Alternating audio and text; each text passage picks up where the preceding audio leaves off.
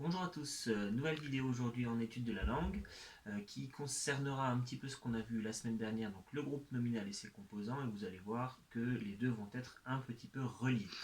Aujourd'hui, c'est sur le verbe et le sujet. Donc c'est des choses qui vous parlent, on en a déjà pas mal parlé cette année.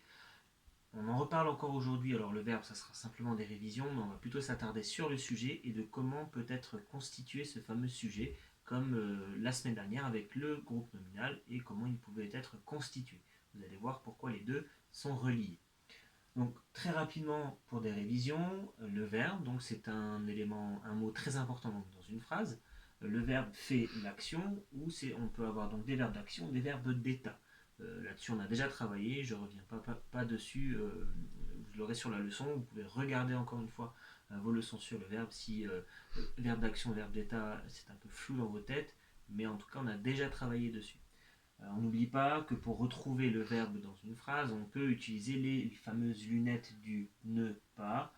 Dans je mange une pomme, on peut très bien dire je ne mange pas une pomme. Et du coup, on voit que c'est mange qui est entouré par les lunettes, donc le verbe est mange.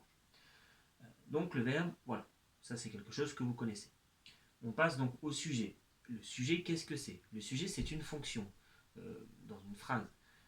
Donc, le sujet, c'est de qui ou de quoi on parle. Je vais vous montrer des exemples tout à l'heure, mais il faut bien retenir ça. Donc, le verbe, c'est l'action, ce qu'on en dit, hein, ce qui est fait dans une phrase. Euh, le sujet, c'est de qui on parle, de quoi on parle. Donc, effectivement, c'est aussi très important dans une phrase. C'est grâce à cela que l'on va voir qui fait cette action ou qui fait cet état de pensée, par exemple. Dans l'exemple ici que je vous ai écrit, le facteur fait du vélo. On a donc une phrase classique, hein, n'est-ce pas? Donc le verbe, c'est le verbe faire ici. Le facteur fait du vélo. On pourrait très bien dire le facteur ne fait pas du vélo. Donc on a bien ici notre verbe. Et le sujet, donc on va se poser cette fameuse question, qui est-ce qui fait l'action? Donc ici l'action c'est faire du vélo, n'est-ce pas? Donc qui va faire cette action? Qui est-ce qui fait du vélo? C'est le facteur. Donc on a bien ici notre sujet qui est le facteur. Pourquoi ça fait le lien donc avec ce que l'on a vu la semaine dernière? Parce que le facteur ici, vous l'aurez reconnu si vous avez bien donc travaillé sur les notions de la semaine dernière, le facteur c'est aussi un groupe nominal où facteur est le nom et le déterminant. Donc on a un groupe nominal ici qui est aussi sujet, sujet du verbe faire. D'accord? C'est pour ça que les deux notions sont reliées. Donc le facteur fait du vélo, on peut remplacer le facteur par un pronom personnel qui sera aussi sujet. Par exemple, il fait du vélo. On pourrait aussi le remplacer par un nom propre. Si le facteur s'appelle Hector, par exemple, on pourrait très bien dire Hector fait du vélo. C'est pour ça que j'ai mis dans une colonne, en fait, on a la même phrase, et dans la même colonne, en fait, on a un même sujet qui peut être représenté par un groupe nominal, par un pronom personnel et par un nom propre.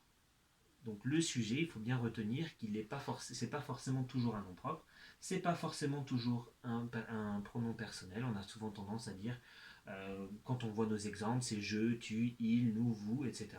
Non, un sujet, ça peut être un groupe nominal. Alors là, j'ai pris un groupe nominal minimal, ça pourrait très bien être le grand facteur de Paris fait du vélo. Le grand facteur de Paris, tout ça, ce serait le sujet. D'accord? Vous allez travailler dessus cette semaine, donc ne vous inquiétez pas. Mais c'est pour ça que ça reprend ce qui a été fait la semaine dernière, sur notamment le groupe nominal.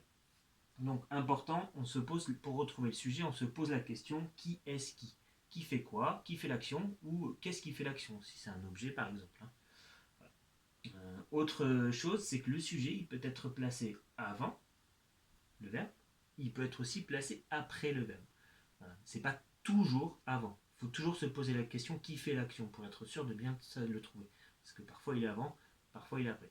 La plupart du temps, vous allez le retrouver avant. Mais n'oubliez pas, gardez en tête que parfois il peut être après. C'est tout ce qu'il faut savoir sur donc, le verbe et le sujet.